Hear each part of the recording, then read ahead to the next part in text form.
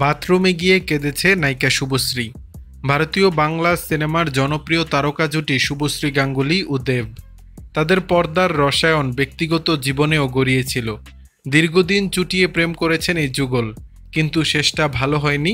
দুজনের পথ দুটো আলাদা হয়ে গেছে। দেবের সঙ্গে বিচ্ছেদের পর মানসিকভাবে ভেঙে পড়েছিলেন শুভশ্রী। প্রায় 10 বছর আগে একটি অনুষ্ঠানে হাজির হয়ে জীবনের কঠিন দিনগুলোর কথা ভাগ করে নেন শুভশ্রী। যদিও এই আলাপচারিতায় দেবের নাম উল্লেখ করেননি। শুভশ্রী বলেন, আমি খুব ভাগ্যবতী, কারণ অনেক কম বয়সে জীবনের খারাপ দিকটা দেখেছি। আমার জীবনে একটা সময় এসেছিল যখন কাজ থেকে আমার ফোকাসটা একদম সরে গিয়েছিল, তবে সেই সিদ্ধান্তটাও আমি নিয়েছিলাম। সেই সময় আমার কাছে কাজ একদমই ছিল না।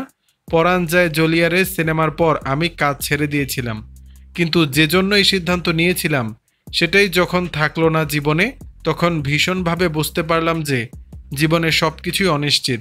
আমি এসবের জন্য কখনো অনুশোচনা করি না। সবাইকে লুকাতে বাথরুমে গিয়ে কেঁদেছেন শুভশ্রী। সেই স্মৃতিচারণ করে অভিনেত্রী বলেন, তবে সেই সময় আমি আমার 4 বছর নষ্ট করেছিলাম। আমি আমার বাবা মায়ের সঙ্গে সব কথা ভাগ করে নিতে পারতাম না। আমি আমার খুশিটাই বাবা মায়ের সঙ্গে ভাগ করে নিতে চাই, কিন্তু ওরা ঠিকই বুঝতে পারতো আমি কষ্টে আছি। সেটা বুঝে হয়তো বাবা মা এসেছেন। আমিও ওদের সঙ্গে হেসে হেসে গল্প করছি। 5 মিনিট পর পর বাথরুমে গিয়ে কেঁদেছি।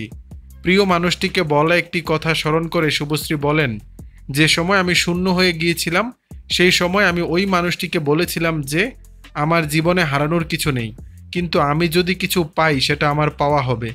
ভগবানের আশীর্বাদে তারপর থেকে জীবনে সাফল্য আসতে শুরু করে।